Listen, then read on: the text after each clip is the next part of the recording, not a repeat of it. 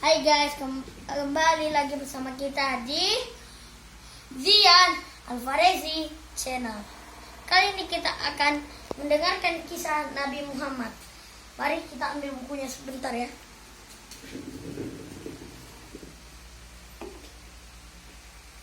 Oke, ini dia bukunya. Judul Kelahiran Nabi Muhammad SAW. Dikala umat manusia dalam kegelapan kehilangan pegangan dunia, hiduplah, lahirlah ke dunia dari keluarga yang sederhana dari kota Mekah, seorang bayi yang kelak membawa perubahan besar bagi sejarah peradaban dunia. Bayi itu yatim, bapak yang bernama Abdullah meninggal bulan 7. Kasihan guys. Sebelum dia lahir, kehadiran bayi itu disambut oleh kakinya Abdul Muthalib dengan penuh kasih sayang, dan kemudian bayi itu dibawanya ke kaki Ka'bah. Di tempat suci inilah bayi itu diberi nama Nabi Muhammad.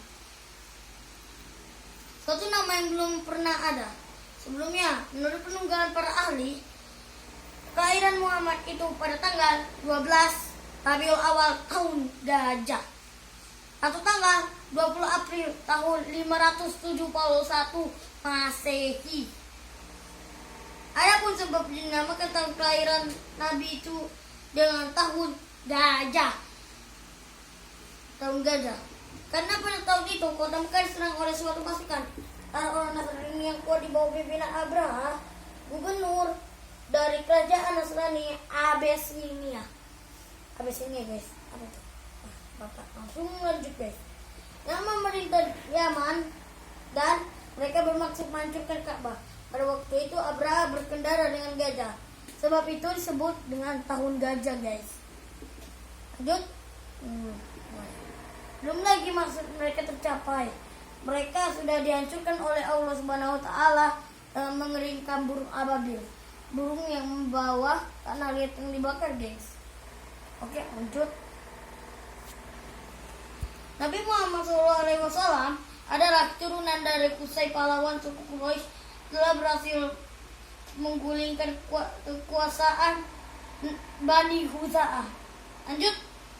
Atas kota Mekah. Ayahnya bernama Abdullah bin Abdul Muthalib bin Hashim bin Abdul Manaf bin Hushai bin Kilab bin Murrah dari golongan Arab Bani Ismail, dan ibunya bernama Aminah binti Wahab bin Abdul Manaf bin Zuhrah bin Kilab bin Murrah. Maaf guys, terlalu panjang guys. Oke, lanjut aja. Sudah menjadi kebiasaan pada orang-orang Arab kota Mekah, terutama pada orang-orang tergolong bangsawan, memasukkan dan menitipkan bayi-bayi mereka kepada wanita Badiah, rusun di padang pasir, agar bayi-bayi itu dapat menghirup hawa yang bersih, terhindar dari penyakit kota, dan supaya bayi-bayi itu dapat berbicara dengan murni dan fasih. Demikiannya halnya. Wait for a second. Dinamakan Nabi Muhammad SAW. Beliau diserahkan oleh ibunya kepada seorang perempuan yang baik bernama Halimah Sa'diyah dari Bani Sa'ad, kabilah Hawazin, tempat yang tidak jauh dari kota Mekah, gabungan Bani Sa'ad. Inilah Nabi Muhammad SAW diasuh yang besarkan sampai berusia 5 tahun. Oke guys, next ke episode selanjutnya. Kematian ibu dan kakek. Sesudah berusia 5 tahun, Muhammad SAW diantarkan ke Mekah, kembali kepada ibunya Siti Aminah. Setahun kemudian, yaitu sesudah ia berusia kira-kira 6 tahun. 6 tahun.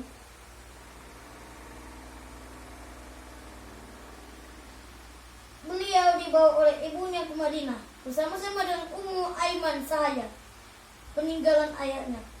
Maksud membawa Nabi ke Madinah pertama untuk memperkenalkan ia kepada keluarga neneknya Bani Najjar, dan kedua untuk menziarahi makam ayahnya. Guys, lanjut aja. Mereka tinggal situ kira-kira 1 month, artinya 1 bulan. Kemudian pulang kembali ke Mekah. Dalam perjalanan mereka pulang pada suatu tempat, tiba-tiba Aminah jatuh sakit sehingga meninggal dan dimakamkan di situ juga. Apua ialah nama sebuah desa yang terletak antara Madinah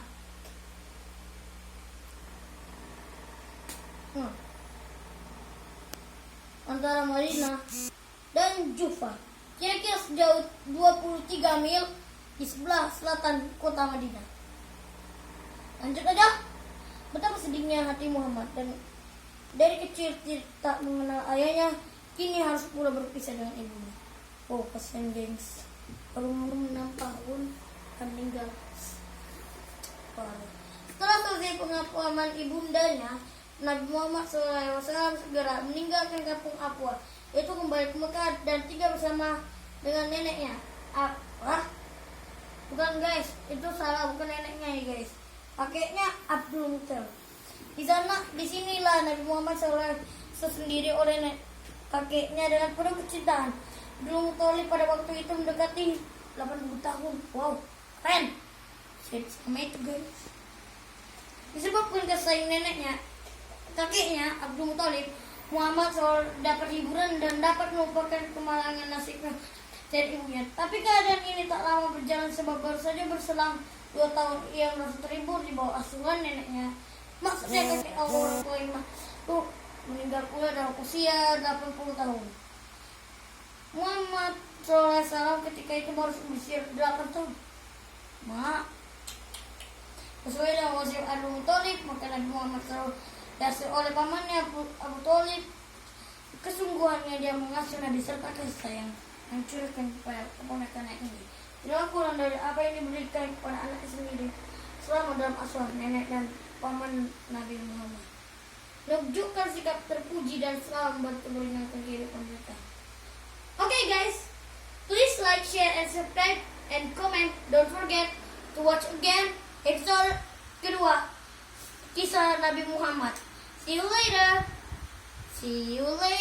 Bye bye. Don't forget to like, share, and subscribe. Artinya jangan lupa untuk like, share, dan subscribe. Jangan lupa buat komen guys. See you later. See you next time. Bye bye. Don't forget episode kedua. Dadah. Ketemu lagi. Assalamualaikum. Selamat tinggal guys.